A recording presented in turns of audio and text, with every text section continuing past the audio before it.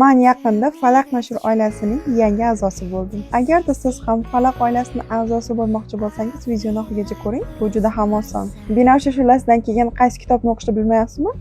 Unda mana shu kitobni men sizga tavsiya etaman. Har qachon ham insonni katta narsalar emas, mayda detalli narsalar ham juda ham xursand qiladi. Mana shu narsa bo'ldi. Falaq oilasining har bitta a'zosiga hadya jo'natishdan avval shunaqangi niklarini yozib qo'yishar ekan. Bu narsa meni juda ham xursand qildi. Va birinchi ko'rsatmoqchi bo'lgan kitobim bu Oqshom go'zalliklari. Bu kitob ko'rinishi xuddiki binafsha shu'lasiga o'xshaydi.